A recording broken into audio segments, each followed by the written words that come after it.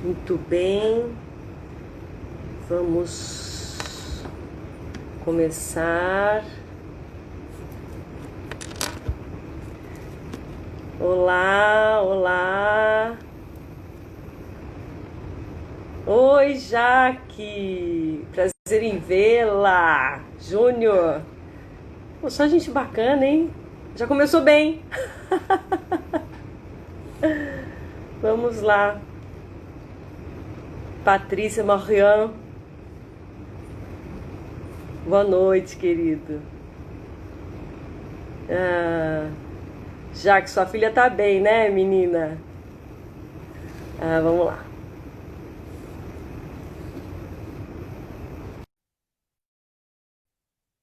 Vamos lá, boa noite. Oi, Caio. Prazer em vê-lo. Oi, Márcia. Olá. Agora sim. Eu tô vendo aí, tô esperando um minutinho pra galera entrar, né? Deu tudo certo aí com a iluminação? A gente, antes, ai, Jaque, um beijo.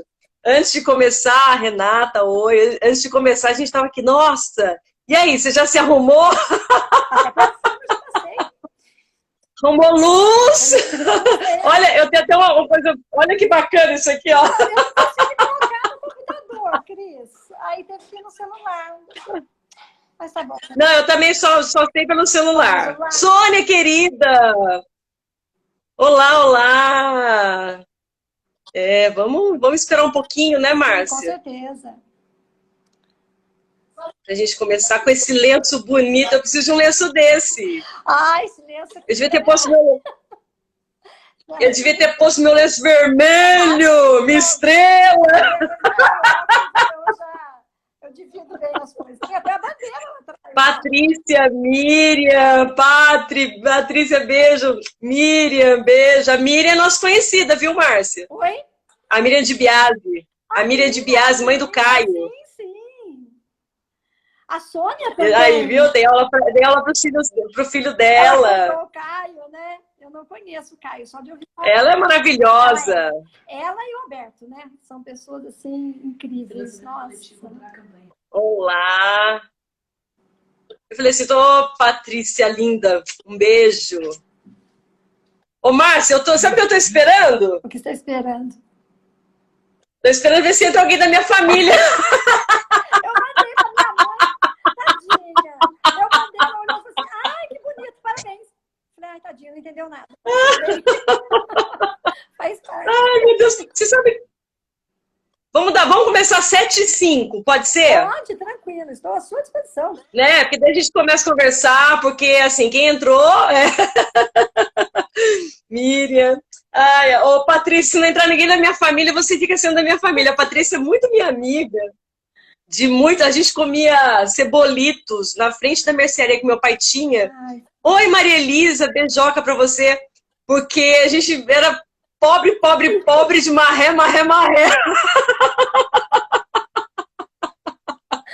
Ai. E a gente juntava o dinheirinho pra comer cebolitos. Ai, que pobreza, meu Deus do céu. Mas era tempo bom, né? A gente se divertia, né? Com certeza. Com certeza. Ai. Maria Elisa, faz tempo que eu não vejo. A Sônia... Eu vi umas postagens da aula. A Sônia... Eu acho que a Sônia, eu lembro, eu sei quem é. Aquela que ela morava. Quando eu vim embora, não foi para Taubaté? A filha dela... Ai, eu esqueci o nome da filha. Mas eu lembro. Camila, isso, de Pititica. Nossa. Passa muito rápido. Exatamente.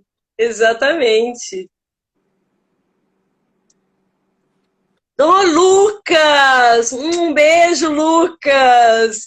Menina, esse Lucas foi meu aluno, é dentista. Ai, vou falar uma coisa pra você, pode ir lá nele, ele é muito bom. Mas o melhor dele, cara, ele te dá uma anestesia, você não sente nada. Então é esse que eu tenho que ir. Cara, ele fez um tratamento de canal em mim que eu não senti nada, nem a picada da... Ainda bem que você foi uma... Gabriel, bem-vindo. Aí vai, Márcia, aí. Você tá vendo os comentários, né? Meu aluno, coisa fofa. Ai, Ai, tem Coisa boa, os né? meus pequenos aí também, então estão prestigiando. São, nossa, gente finíssima, sabe? Quando eu olho esses meninos. Puxa!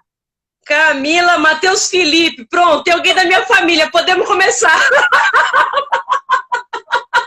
É para vocês que ela está fazendo, já entenderam, né? Então. Pior que o Matheus, tá me ouvindo aí? Ele não vota no PT. Eu falei, Matheus, vai ter que votar no PT agora, hein? Camila, acho que a Camila lembrou de mim. Oi, Camila, lembro de você tão pequenininha, nossa. Mas é isso. Ai, Matheusinho. Ai. Márcia, acho que a gente pode começar. Beleza, estou pronta. Então, eu vou começar, e aí eu vou... Gente, eu tô falando com vocês, é só o celular, é a nossa... Bom, é a minha primeira vez a gente nunca esquece, né? Rita, beijo! Michael, beijo. Tem os meus fãs que são... E aí, ó, você pode me interromper para falar oi aí pra galera, tá bom? Tá. Eu vou... Todo mundo tá me ouvindo bem, né? Tá me ouvindo, né, Márcia? Bem? Ótimo. Tá.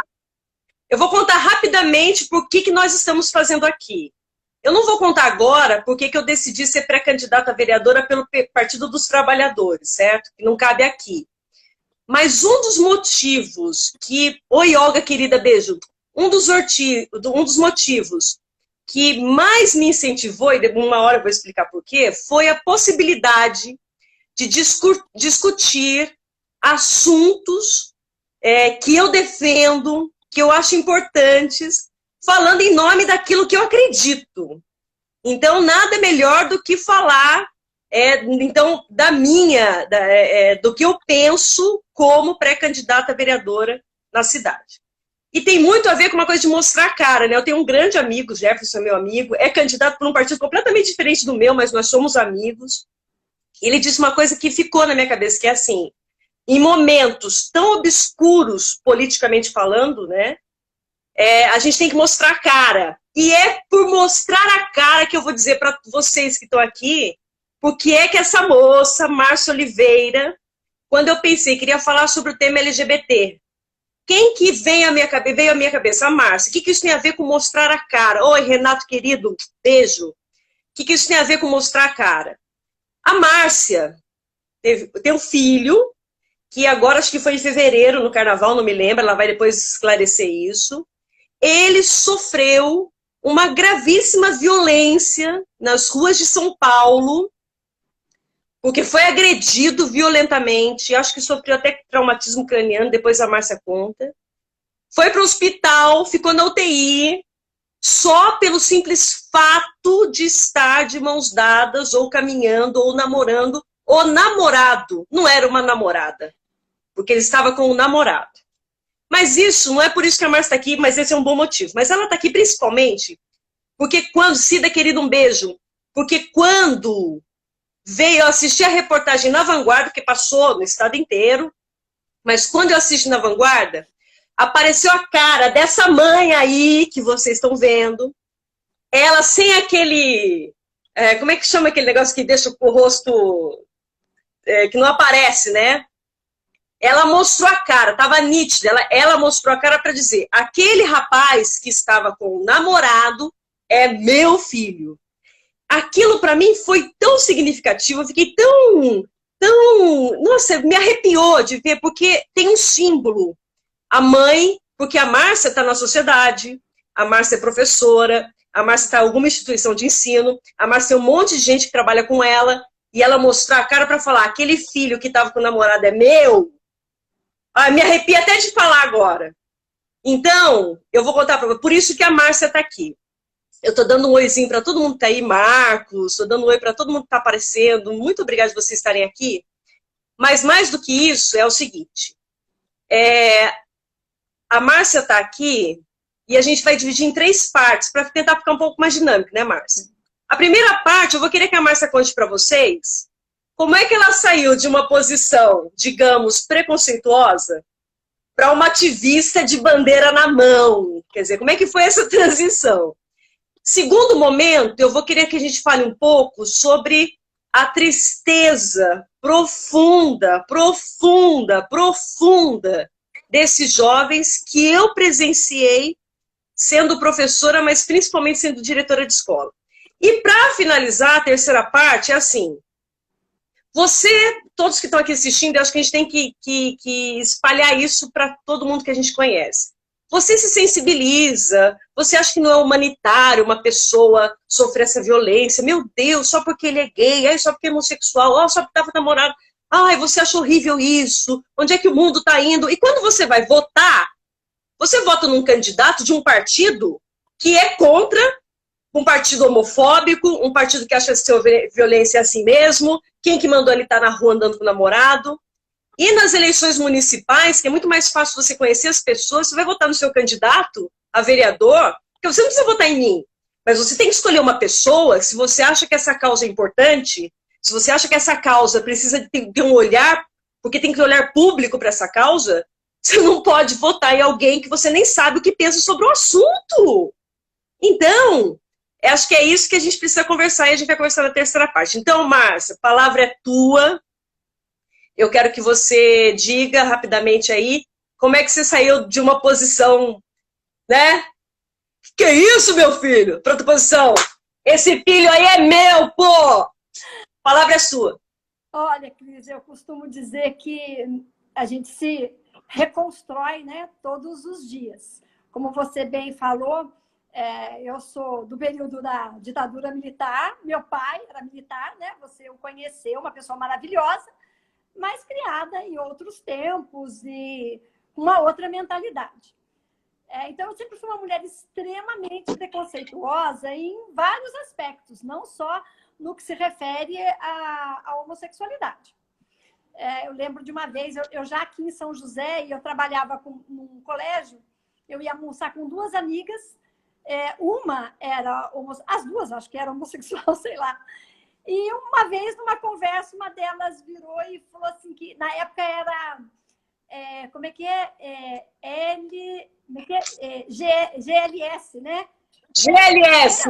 É do meu tempo, pô! Simpatizantes. E uma delas falou que era simpatizante. Nossa, eu surtei. Como assim simpatizante? Não fui mais almoçar com elas, porque eu fiquei assustada e com medo e tudo mais.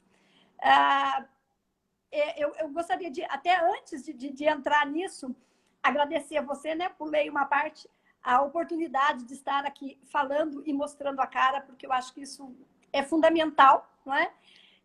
Mas principalmente agradecer aqueles que vieram antes da gente, sabe? Antes da gente, não estou falando como mãe, porque eu vou falar como mãe, mas aqueles que vieram antes do meu filho, aqueles que morreram para que ele estivesse aqui hoje, não é? Então, assim, eu queria agradecer a Marsha P. Johnson, que foi junto com a Vitória Cruz, lá no Stonewall, que ela foi quem iniciou, né, essa briga de falar chega de abaixar a cabeça. Depois tem duas pessoas que já foram bastante significativas, que são duas pessoas de Campos, onde eu morava, um rapaz de 21 anos, que foi assassinado e encontrado numa vala lá em Campos do Jordão, e um outro mais velho também. Então, assim, eu sempre tive essa coisa muito preconceituosa em relação a isso, né? Mas eu tenho alunos, né? E os meus alunos da comunidade, eles sempre se chegaram em mim, meninos e meninas. Eles se sentiam muito à vontade de vir conversar comigo e falar dos problemas deles. E eu sempre achava isso intrigante. Falei, por que eu? Né? Claro que eu sempre agi dentro, ali, como profissional, ouvia, aconselhava, mas eu não entendi o porquê eu, né? De falar justamente para mim, né? Mas, e com isso eu fui, logicamente, aprendendo um pouquinho das coisas. E passei a aceitar. Mas é fácil aceitar quando o filho não é seu. Não é? É fácil você aceitar quando o filho não é seu. Aí o que acontece? Eu penso assim, que mãe sempre sabe, né? Só que a gente passa por várias fases. Eu acho que até pulei algumas, mas a gente passa por várias fases. E uma das fases é a negação, não é? E durante muito tempo eu neguei e fingi que não estava vendo nada. Até que meu filho veio, né? E se declarou homossexual. a gente até conversou sobre isso, algumas pessoas usam a palavra assumir, né? Eu não gosto, sabe? Porque assumir, para mim, ele dá uma conotação de culpa, sabe? Assumir os pecados, assumir o erro, né? Quando não existe erro nenhum. Mas, enfim, Guilherme veio e se declarou. Cara, naquele momento, eu fiquei muda. Todo mundo que me conhece sabe o quanto eu falo. Eu emudeci. Porque eu não tinha o que falar. Eu não sabia o que fazer com aquela informação, né? Isso ele já devia ter o quê? 23 para 24 anos. Olha quanto ele sofreu, né? Guardando isso para ele. E aí ele falou, você não vai falar nada? Eu falei, não. Você não vai me colocar para fora de casa? Não. Você não vai fazer? Não. Eu falei para ele, me dá um tempo. Eu preciso de um tempo, porque eu preciso digerir essa informação. Eu não sei o que fazer com isso. Eu sabia o que fazer com meu filho hétero, não é? Com ele, eu sabia o que fazer. Agora, com o filho homossexual, eu não sei o que fazer com essa informação. Não sei como lidar. A casa caiu. Caiu. E aí, né, você se faz de durona e tal, né? E vamos. Só que assim, meu filho, ele trouxe informações para mim. E, logicamente, eu estava aberta para receber essas informações. Porque um tempo antes, quando eu peguei... Porque mãe tem mania de pegar celular, né? Não sei por que a gente faz isso, mas a gente tem essa mania horrível de pegar celular. E um tempo atrás eu já tinha pego o celular dele e tinha visto umas conversas com um namorado. E, logicamente, que eu o interpelei e ele disse que não, jurou que não. É mais fácil acreditar que não, porque eu não preciso fazer nada. Se ele falou que não, é não, tá? Liguei para o pai dele desesperadamente. Graças a Deus ele falou não, né? Graças a Deus ele falou não. Liguei para o pai desesperadamente. E o pai falou para mim, tá, se ele for gay, ele vai deixar de ser seu filho? Eu em prantos, lógico, né? Não. Você vai deixar de amar? Não. Então, relaxa e deixa a coisa acontecer. Claro que, na época, ele estudava em São Carlos. Eu saí daqui, fui para São Carlos e fiz uma faxina no apartamento para ver se encontrava alguma coisa. Mas, felizmente, não encontrei nada. Passado, acho que 1 ano ou 2, quando ele veio e colocou. E aí, a partir do momento que ele se declarou, ele foi trazendo para mim informações. E ele falava, uma coisa que ele falava e ficou muito forte, ele falava, mãe, eu sou o mesmo Guilherme. Eu sou o mesmo filho, nada mudou. Eu vou casar, eu vou ter filhos, você vai ser avó, nada vai mudar. Mas eu olhava assim, como assim, né? Não vai mudar? Já mudou, né? E aí ele foi trazendo informações e eu também fui lendo, fui pesquisando, conversando com outras pessoas. E ele fala, se você conversar com ele, ele vai falar para ele assim, que em 1 semana eu estava na rua, como dizem as mães, tremulando a bandeira. Não foi bem assim. Foi um pouquinho mais demorado. É que na frente dele eu segurei bastante a onda, né? Porque ele já tinha sofrido demais, né? Não era justo ele sofrer ainda mais com um problema que era meu, né? Era a minha falta de entendimento. Não é nem aceitação, porque não tem o que aceitar. Uma mãe não tem o que aceitar, né? Ela tem um filho, ela ama, acabou, não tem o que aceitar. Mas eu precisava de um tempo para digerir e para entender tudo isso. E assim... Ô, Márcia, eu vou te interromper e vou fazer a primeira provocação. Diga. Posso? Por favor. Mas olha, não me entenda mal, é uma provocação. Para, sabe, acho que é uma pergunta que eu queria fazer para muitas mães, eu vou fazer para você agora. Tá bom? Tá bom. Eu vi muitos jovens sofrendo muito. Quando eu falo sofrendo, é um sofrimento no fundo da alma. Eu, em São Paulo, Zona Leste, vai Corinthians, 1.300 alunos. Eu tenho aí um Roberto Yamada, professor, que está nos assistindo, ela é de São Paulo, um grande beijo para ele, depois eu vou dar os beijos para os outros. E eles sofrem muito. Eu vi um aluno se cortou com aquela coisinha do apontador, ele tirou, chegou na minha sala pingando sangue na mão, até que você investiga, conversa, vai procurar. Ele não podia se assumir, porque a família não aceitava. Claro que a questão religiosa entra muito aí, por uma questão principalmente religiosa, era o caso dele. Então a minha pergunta para você é uma puta provocação mesmo, é assim, pô, a mãe não ama? A mãe não está vendo esse filho sofrer, e não sente esse sofrimento. É melhor, então, o filho sofrer do que, ai, meu filho é gay, meu Deus. Quer dizer, quando é que a mãe não acorda? É uma provocação, eu sei que eu estou falando de um lugar muito bonito, né? Eu não tenho filho, é muito fácil eu falar. Mas eu gostaria de perguntar para as mães, e como você está aí, me entrevistada? É assim, você não... Onde é que falta?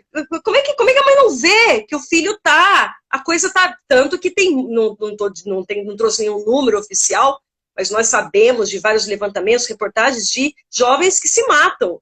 Porque o sofrimento e eles entram num processo de depressão muito grande, porque é muito difícil. Então eu pergunto, pô, será que vale mais o sofrimento do seu filho do que seu preconceito? Ai, responde essa. Cris, 59% somente dos LGBTs, eles conversam com a família. Somente 59%. É razoável, mas ainda falta muita coisa, né? Eu penso assim, a gente vem de uma estrutura histórica, né? Extremamente preconceituosa. Nós fomos criados, e eu acho que a gente tem que entender muito isso. Eu sempre falo isso para os meninos quando eles vêm conversar comigo. A gente precisa entender a estrutura que essa mãe foi criada. Porque ela não faz isso muitas das vezes, né? Não é 100%, mas muitas das vezes ela faz por medo, por falta de informação, e porque ela tem medo do que vai acontecer com o filho dela lá fora. Esse é um dos maiores medos, não é? Então, assim, muitas das mães, elas colocam assim, ela pode ser gay, desde que ele não dê pinta, desde que ele esteja dentro de casa, desde que, entendeu? Que lá fora ninguém saiba. Então, assim, a própria sociedade, ela faz com que essa mãe, com que ela se retraia, entendeu? E ela fica assim, não é que ela não ama, não. É que ela não sabe o que fazer com aquilo. Eu estou falando do meu lugar de fala. Eu não sabia o que fazer com aquela informação. E isso o meu grande problema. Você tocou num ponto muito interessante. Assim, será que essa mãe, ela não sabe que esse filho está sofrendo e que é mais importante que ele seja feliz? É uma distância a gente chegar nisso. E a primeira pessoa com quem eu falei foi um colega que dava aula comigo na faculdade, também gay, porque eu guardei essa informação durante um bom tempo, porque eu não sabia o que fazer com ela, nem com quem conversar. E ele sentou, uma reunião da faculdade, mais de 100 professores, ele sentou do meu lado, nada é por acaso, né? E no meio da reunião, eu vi para ele e falei, seguinte, né? Meu filho é gay. Ele falou, aí você descobriu agora, né? Porque ele já conhecia o Guilherme, ele já sabia. Né? Porque é que nem mulher traída, ela é a última a saber. A última não, ela é a última que quer saber, né? E aí o que acontece? A gente conversando depois da reunião, ele virou para mim e falou, olha, eu sou uma pessoa extremamente bem resolvida e uma pessoa extremamente feliz. E ele ainda brincou e falou, se eu tiver que nascer de novo, se existir alguma coisa de nascer de novo, eu quero nascer gay. Porque eu gosto da minha condição, eu sou feliz como eu sou. Aquilo tirou metade da minha angústia. Porque a minha maior preocupação era essa. Será que ele vai ser feliz? Como que ele vai... Será que ele vai... Não era nem só da sociedade, não era nem só... Eu sempre fui uma pessoa que me preocupei sempre com o que os outros iam falar. Né? Isso é um ponto muito importante na minha desconstrução. Mas era importante saber que ele estivesse bem, que nem todo mundo é angustiado, que nem todo mundo vive um processo depressivo. Não é? E quando ele falou isso, eu falei, nossa, então eles podem ser felizes. Opa, então meu filho também pode ser feliz. O que depende? O que ele precisa para ser feliz? Ele precisa que eu ame, ele precisa que eu aceite, porque não tem nada de diferente, porque todos nós somos diferentes, não tem nada, né? E a partir dali, dessa fala desse colega, acho que ele nunca nem ficou sabendo disso, mas a partir dessa fala, as coisas começaram a ficar mais claras. Por quê? Porque eu queria que esse filho, que ele estivesse bem com ele mesmo. Se ele estivesse bem com ele mesmo, eu que me dê conta de mim. Porque o que acontece? A gente, enquanto mãe, a gente projeta naquele filho tudo aquilo que você gostaria. né? Você vai projetar que ele faça a faculdade que você não fez, de preferência que ele faça exatas, não humanas, né? Porque humanas não dá dinheiro, mas que ele faça que ele seja bem-sucedido, que ele ganhe dinheiro, que ele case bem, que ele tenha uma casona. Você projeta tudo aquilo que você não... Só que você esquece que o seu filho não é você, que ele tem uma identidade diferente de você. Meu filho ouvir isso, ele vai jogar na minha cara daqui a pouco, tá? Mas ele sabe, ele vai... Aí é que tá, você desvincular isso é muito difícil. Associada a essa estrutura que a gente vive de hipocrisia, não é? E de uma série de questionamentos. E olha, eu vou falar uma coisa para você, eu não sei nem se é uma questão meio de idade, eu acho que é tanta coisa, é muito mais profundo do que nós estamos falando. Porque quando eu conversei com a minha mãe, e o Guilherme apresentou o namorado para minha mãe, ele virou para minha mãe e falou assim, você não vai falar nada? Minha mãe tem 70 anos. Ela virou, nossa, a família está crescendo, né? Aí ele olhou, né? Como quem diz, caraca, minha avó é mais velha que você e nunca tocou no ponto de nada, nunca perguntou nada, nunca... Então, assim, eu acho que é muita coisa envolvida, sabe? Mas não dá para julgar essa mãe. É isso que eu gostaria de deixar claro. Não dá para julgar. Porque você não sabe a história. Ô, Marta, eu tenho... Não, termina. Não é isso, nós não sabemos a história dela, né? Então não dá para você julgar. Ô, Márcia, tem uma pergunta aqui do Lucas. Eu queria primeiro dar um abraço, se eu esqueci alguém, Fabiana Maciel, Roberta Amada de São Paulo, Denise Carvalho, professora lá do Ávila, em São Paulo, Virgínia, Bruno Galvão, Lucas Vinícius, Gabriela Martins, Denise de Portugal, internacional, viu, Denise? Você está trazendo nossa live internacional! Ícaro, Leonardo, meu irmão querido, beijo no neguinho velho aí, Débora Evelyn, Lorival, querido, Priscila Gomes, Thiago, meu primo. A Patrícia e a Sônia estão aí colocando que é o medo da mãe, é o que pode acontecer com o filho, porque a sociedade é muito... hipócrita. Eu estou querendo achar um adjetivo, né? E mais violenta, mas não é só hipócrita, é desumana. Achei. A sociedade é desumana. Então, até o Lucas Sampaio está perguntando assim, ele está perguntando se os agressores do seu filho foram punidos. E aí eu vou emendar essa pergunta. Eu sei, ou pelo menos o que eu sei, está em quarentena, está em casa, eu fico pensando assim, nossa, meu filho vai voltar para São Paulo, ele vai continuar namorando, ele tem um namorado, se não é esse é o outro, vai ser o outro, não importa. Né? Ele, assim como um namorado e uma namorada que podem estar se beijando no metrô, ele também pode, porque é um direito dele, e vai para São Paulo. Então, assim, eu quero que você responda se eles foram punidos e como é que fica a mãe de um filho que passou o que ele passou, porque foi isso mesmo, né? Ele ficou na UTI, inclusive, né? Passou o que passou. Como é que essa mãe agora... Como é que fica? Meu filho volta para São Paulo, se fosse meu filho, eu ia deixar ele acorrentado embaixo das minhas asas e não saía mais. Como é que é isso, Márcia? É difícil, sim. Foram punidos? Deixa eu responder para o Lucas.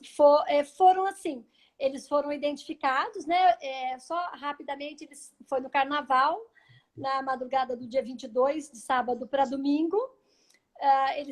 Ele não queria ir para os bloquinhos, porque ele estava assustado, ele morava no Brooklyn e já tinha acontecido um episódio ali perto da casa dele, mas aí eles acharam uma festa que começava às 5 da tarde e acabava às 11 da noite. Então, horário tranquilo.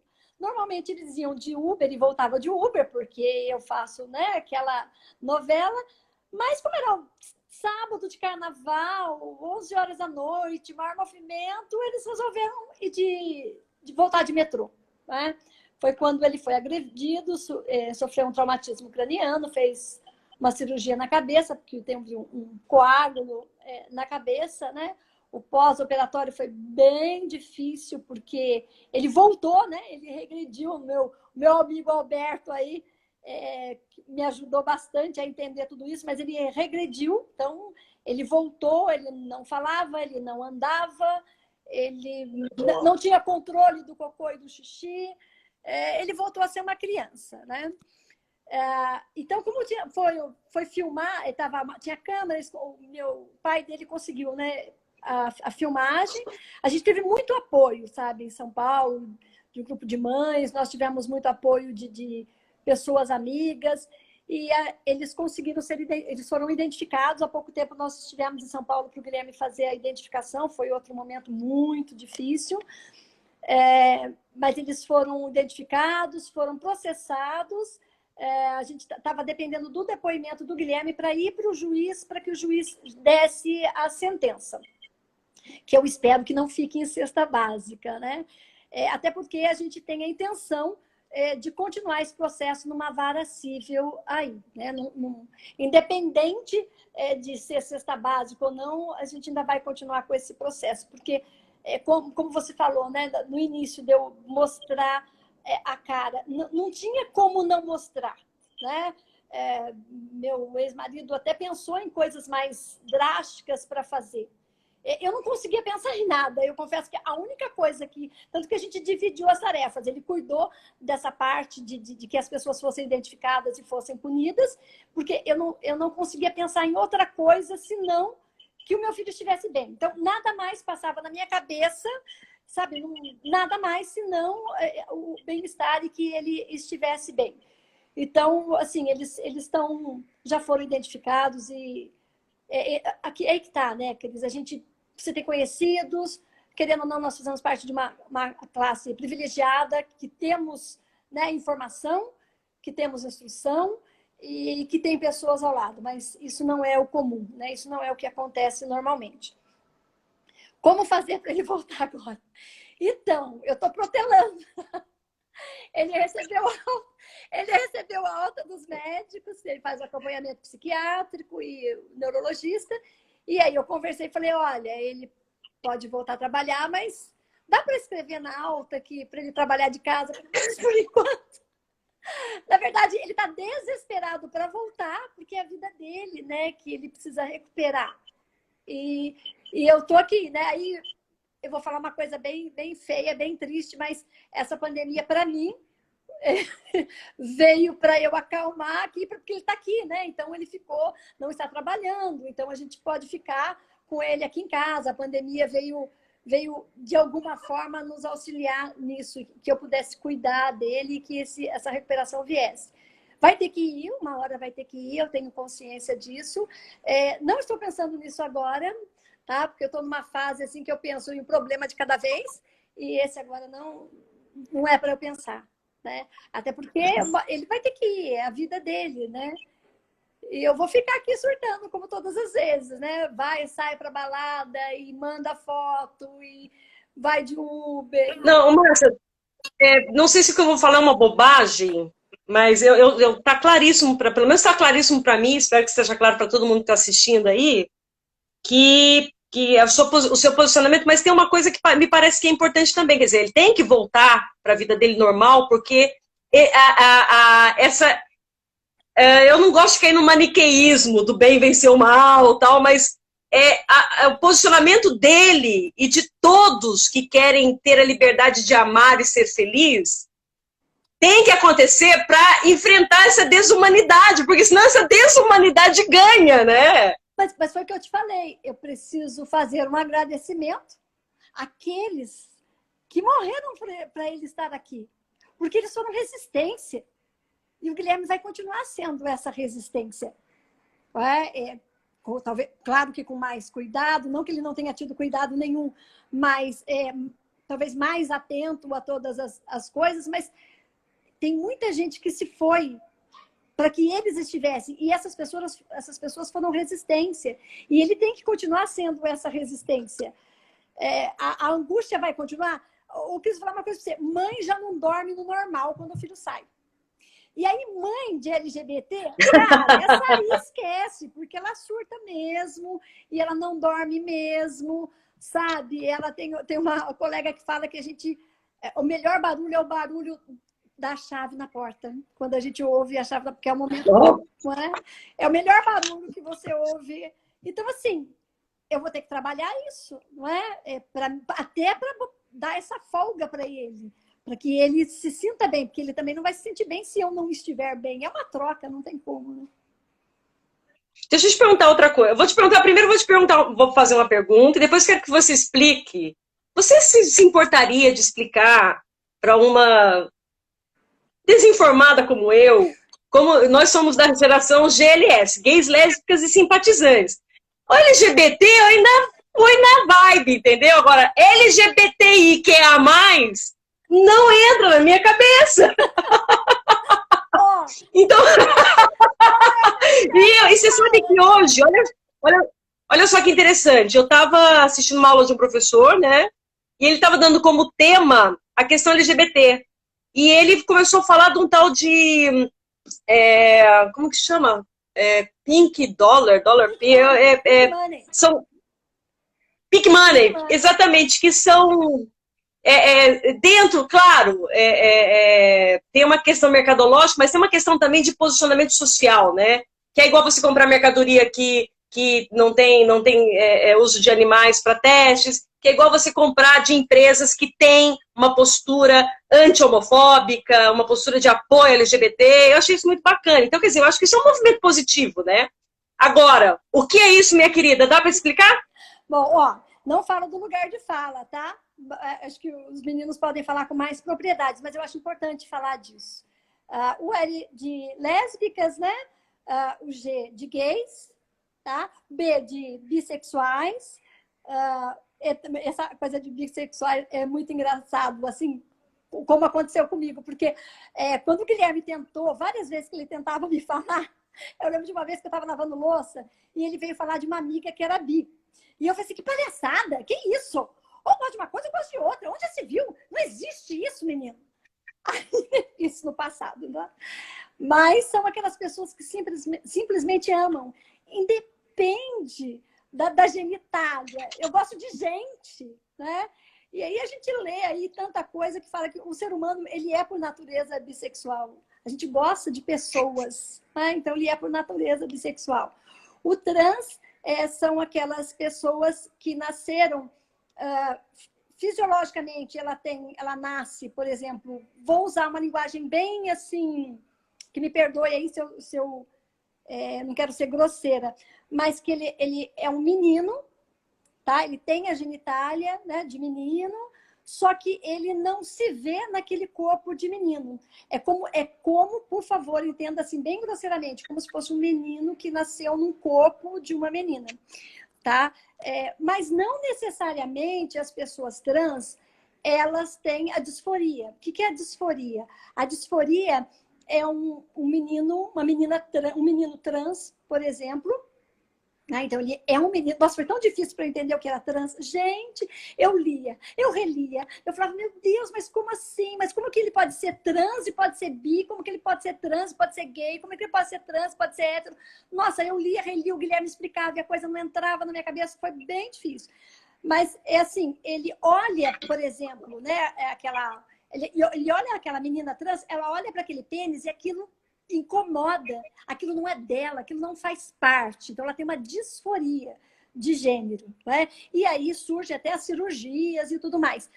Não necessariamente as pessoas trans têm disforia. Ela pode simplesmente não se importar, e a gente conhece pessoas, o Guilherme até trabalhou com uma pessoa que é uma mulher trans e ela não tem disforia. Então, ela é uma mulher trans, ela tem pênis e para ela não importa isso, ela não tem necessidade de fazer uma cirurgia, por exemplo. Né? Essa pessoa trans, ela pode ser uma mulher trans, por exemplo. Ela é uma mulher trans lésbica. Por quê? Porque ela gosta de outras mulheres. Ela é uma mulher trans heterossexual. Ela é uma mulher trans que gosta de homens, porque ela é uma mulher. Ela se vê, ela se sente como uma mulher. Né? Então, o sexo ele é construído, né? Socialmente. Então, as pessoas, eu estou falando de uma maneira bem simplória, tá, gente? Bem assim, rápida mesmo, tá? BTI, os intersexos. Lembra do nosso tempo que era hermafrodita? É o hermafrodita, o antigo hermafrodita, tá? E é muito interessante a gente falar sobre isso, porque o intersexo, de 2003, tem não chega nem a ser uma lei, que os médicos, quando essa criança nasce, eles já orientam os pais para fazer a cirurgia. Porque ele olha ali a parte genitália, só que você não é a sua genitália. Percebe? Então, ela faz a cirurgia, aquela criança, sei lá, cresce e, de repente, não é um menino, era uma menina.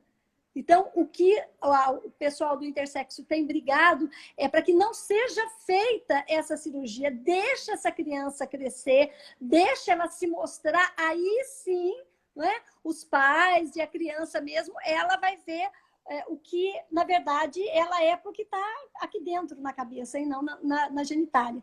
Só que é uma briga muito grande, né? Porque os médicos, até os médicos escondem, a família esconde, a hora que nasce, corre para fazer a cirurgia para que ninguém fique sabendo. Só que daí isso pode dar problema lá na frente, né? Há os assexual, aquelas pessoas que elas não têm necessariamente a libido, uma necessidade de ter uma relação onde ela tem uma relação sexual. Ela pode ter uma relação com outra pessoa e, de repente, gostar ou não gostar. Ela não tem necessidade do sexo. Olha que coisa boa. Eu acho fantástico. E esse quê? O queer! Quê? O queer! Queer! Ai, Cris, eu acho que esse é o mais difícil. Eu acho que aí eu vou... Olha, gente, por favor, se alguém tiver aí, me ajude aí. O queer, ele não entra em nenhuma das outras denominações. Ele meio que flutua. Meio que flutua. Mas, transcende, não, né? Não é meu lugar de fala, tá? Eu tô falando um pouquinho de mais. E esse mais? O mais é todo. E esse mais? Porque todo o resto, Cris, todas as pessoas são diferentes. Não existe, sabe, não existe um padrão. Cara, isso é demais! Não, olha só. Isso é demais! Eu sou hétero, mas eu posso, vamos supor, eu posso ser hétero, mas por uma fase da minha vida eu posso ter passado por ser bi, eu posso ter experimentado, sabe? Não tem, cada um é um, cada um tem uma sexualidade diferente do outro, porque nós somos diferentes, nós gostamos de coisas diferentes. Os meus fetiches são diferentes dos seus, que são diferentes do outro. Tem gente que gosta de cada coisa que a gente dá risada, né? Tem gente que gosta de pé.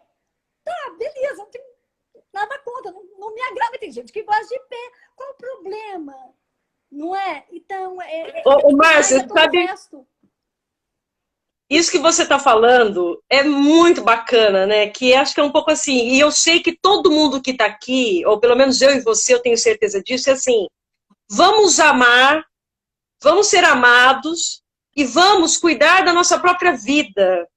Né? Se aquele outro, você acha que aquilo é um pecado, aquilo não está certo, bom, ele é que vai sofrer as consequências, não é você, né? Então vamos tentar ser felizes.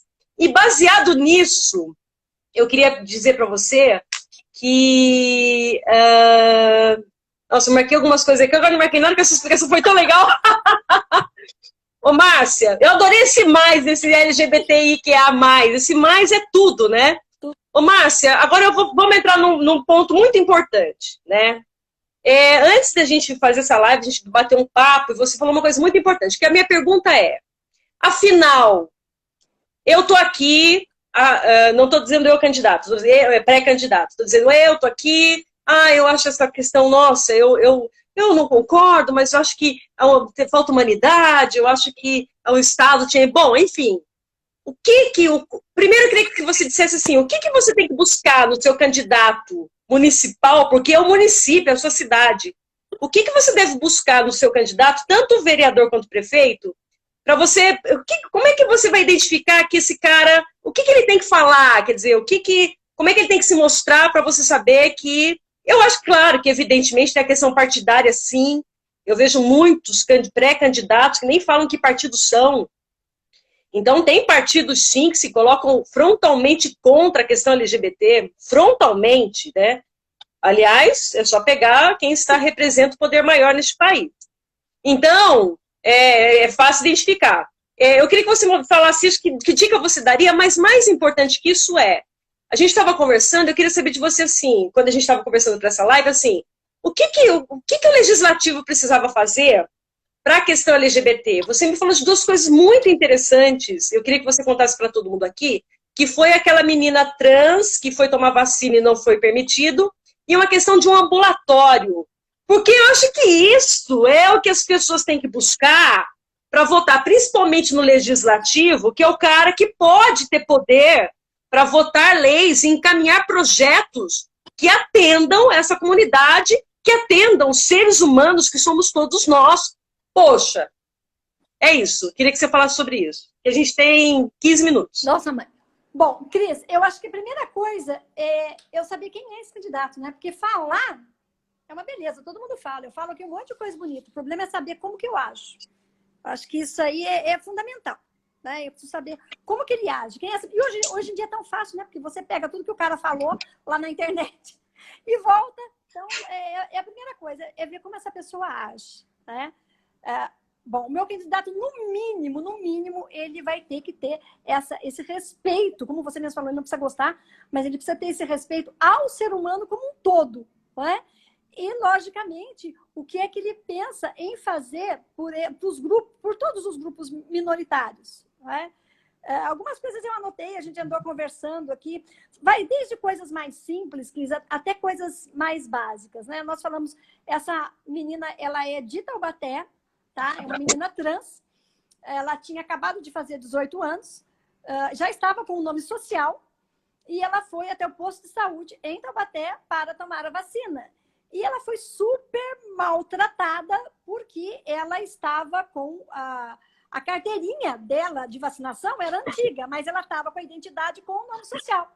Então, né, e estava escrito nome social.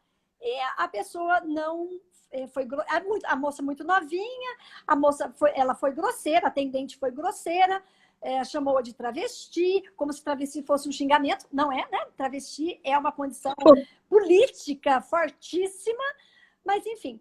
E ela, muito novinha, não sabia o que fazer, porque a primeira coisa a fazer é gravar isso. É a primeira coisa a fazer. Mas ela, logicamente, não sabia o que fazer. Então, assim, precisa preparar essas pessoas, precisa preparar a sociedade, precisa disso que nós estamos fazendo. Nós precisamos falar sobre o assunto. Nós precisamos falar sobre o assunto, sem medo, sabe? Nós precisamos falar, as pessoas precisam saber sobre o assunto, precisam saber como trabalhar com isso, né? Como que eu vou tratar? Porque se você não sabe como tratar, a pessoa pergunta para ela, como você quer ser chamado? Né? Que pronome eu uso para você? E ela vai responder, beleza, ela não vai se ofender, que você foi respeitoso. Então, eu acho que uma das coisas, eu vou puxar sempre a sardinha para o meu lado, educação. Cara, precisa da educação sexual na escola. Precisa. Acho que foi a Holanda agora, nessa semana, não sei se você viu, que é o primeiro país no mundo que vai falar sobre a história LGBT. Cara, que vontade de juntar minhas coisas e mudar para a Holanda. Porque por mim, depois do que aconteceu para o Guilherme, eu tinha vendido tudo isso aqui, eu tinha ido embora. Eu não vou porque ele quer ficar. Porque senão eu já tinha ido. Mas a primeira coisa, educação. É através da educação que a gente vai conseguir isso. Agora, existem coisas mais simples que dá para a gente fazer, não é? Por exemplo, nessa questão da saúde que nós comentamos, a questão do ambulatório trans. Aqui na região do Vale do Paraíba, isso não existe. Então, os meninos e as meninas, elas precisam ir para São Paulo, no HC, ficar numa fila. Em Campinas agora tem a Unicamp, tem um laboratório da Unicamp, tá? Para tratar essas pessoas trans. Eu já conversei com o médico, o Dr. Rafael, uma graça de pessoa. Tenho o contato dele se alguém precisar. Por exemplo, Taubaté. A Unital é uma autarquia, não é isso? Pois é, então, você tem um hospital aí e você tem uma faculdade de medicina. Poxa, um grupo daí de dentro poderia trabalhar com essas pessoas, sabe? Um trabalho humanizado. Outra coisa muito simples que eu comecei a fazer aqui em São José, mas infelizmente não deu muito certo, um grupo que eu fazia parte, nós estávamos indo nas escolas estaduais para conversar com os professores. Então, levar lá para os professores, era um grupo de mães e LGBTs, era um grupo misturado, e nós íamos falar o que são essas letrinhas. O que é que os meninos, os nossos alunos precisam? Ser tratados com respeito, sabe? Que nome que ele quer chamar, você vai dizer assim, muito básicas, muito simples, que basta conversar. Que o banheiro, as pessoas trans possam usar o banheiro como qualquer outra. Se ele é menina trans, ela vai para o banheiro de menina. Se ele é um menino trans, ele vai para o banheiro de menino. Acabou, ele é um menino. Então, são coisas tão simples, né? E eu acho outra coisa muito importante é a divulgação dos direitos da comunidade. Porque nem a própria comunidade conhece seus direitos, sabe? Eu faço parte da OAB aqui em São José, o grupo de diversidade e gênero, e nós estamos trabalhando num manual de direitos LGBTs para que sejam divulgados, não só para a sociedade, mas principalmente para essa comunidade, porque ela precisa saber dos seus direitos, né? Então, assim, são coisas tão simples. Claro, você vai falar, nossa, um ambulatório é uma coisa que fica caro. Fica mais caro você ter que cuidar dessa pessoa depois. A gente sabe disso, tem pesquisas e pesquisas que falam sobre isso.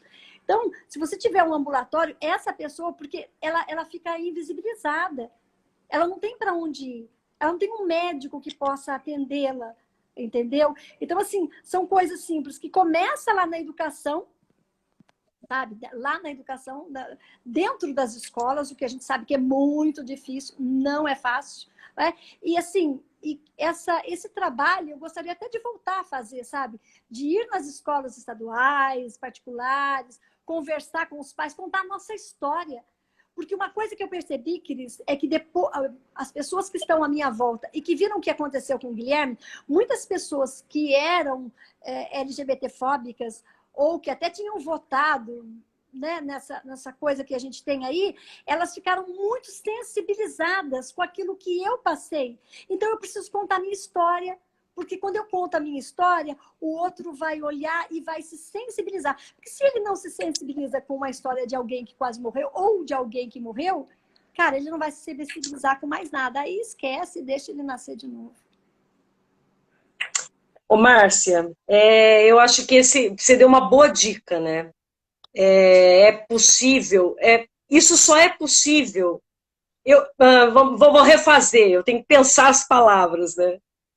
O legislativo brasileiro é quase por excelência conservador, né? O Kleber, meu amigo, está falando dessa questão de os legisladores têm que seguir os direitos fundamentais, mas os direitos fundamentais não parece palavra, não parece uma questão translúcida para os legisladores, né?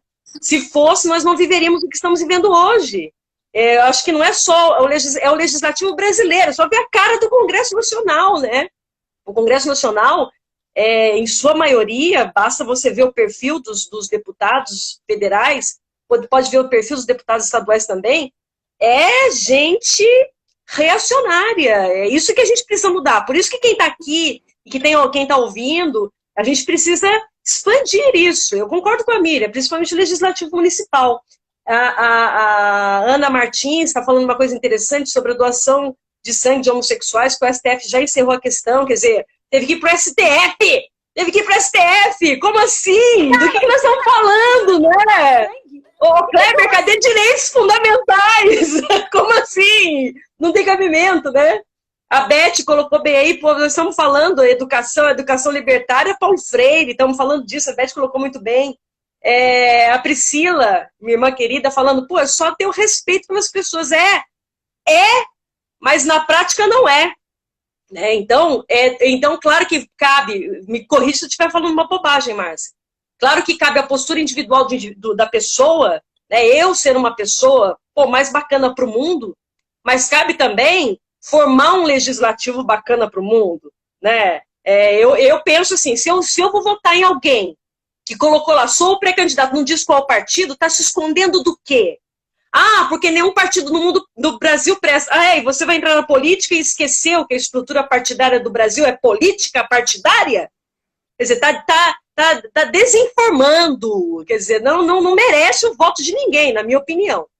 E então eu queria dar um beijo também para a Elaine e a Francisca, que são de São Paulo, amizades que eu fiz em São Paulo, que estão prestigiando a gente aqui. Fico muito feliz, muito, muito, muito. E para encerrar, Márcia, eu vou pedir para você que mensagem você deixaria para as pessoas que estão nos assistindo, claro, mas também para essas mães que devem estar angustiadas, assim, ai, caramba, como é que eu faço? Porque aí quando você der a sua palavra final, eu faço a despedida. Pode ser? Pode. Olha, para as mães, procurem outras mães. Procurem outras mães, porque quando a gente não se vê sozinha, é muito triste a gente achar que nós estamos sozinhas. Então, procurem outras mães, não é? E acho que para as famílias, de um modo geral, o que eu posso dizer é que as famílias precisam sair dos armários junto com os filhos. Não são só os nossos filhos que têm que sair do armário. As famílias precisam sair junto com eles para mostrar aí fora que o meu filho tem pai, meu filho tem mãe, meu filho estuda, meu filho trabalha, paga imposto. Ele não está sozinho. Já basta o que ele sofre lá fora. Ele precisa. As famílias precisam sair do armário. Eu acho que isso é fundamental para os nossos filhos. Eu acho que vai começar daí. Quando as famílias saírem dos armários e a gente vê que nós não somos únicas, nós somos muitas. Cara, ninguém segura uma mãe. Você imagina um monte de mãe junto. Acabou. Não é? Queria agradecer, viu, Cris? A oportunidade é sempre muito importante estar falando sobre isso. É muito importante estar aqui. Agradeço imensamente você ter me chamado, ter lembrado de mim. A gente está distante já há algum tempo, mas muito obrigada pela oportunidade, de coração. Olha, eu também te agradeço muito, eu sou muito sua fã. A gente já era amiga, a gente morava perto em Quiririm, né? A gente já se conhece há mais de 20 anos. Eu sou muito sua fã e mais ainda pela sua postura de coragem, de uma mãe porreta, de uma mulher forte que eu admiro muito. Eu agradeço muito você ter aceito. Queria muito dizer para todos vocês que eu digo para todos os meus amigos, tenho familiares meus aqui, que eu digo assim, meu discurso eu perco o voto, né? Que eu quero falar de LGBT, eu quero falar da descriminalização do aborto, eu quero falar sobre causa animal, eu quero falar sobre a questão das drogas, a descriminalização, e isso é tema quente, eu gosto de tema quente. Então eu queria muito agradecer a todo mundo que está aqui, mas queria deixar aqui registrado que as nossas energias cheguem para o Eduardo, que certamente estaria muito feliz que a gente está aqui debatendo isso. Desculpa eu me emocionar. E para o meu pai querido, que tinha bastante alegria, tinha muito orgulho das minhas posições políticas. E eu sei que os dois estão aí olhando por nós e que a gente siga em frente para um país mais justo, mais bacana, menos preconceituoso. Um beijo para todo mundo. Márcia, Deus lhe pague. Foi muito bacana. Beijo, gente. Um beijo para todo mundo. Tchau. Tchau.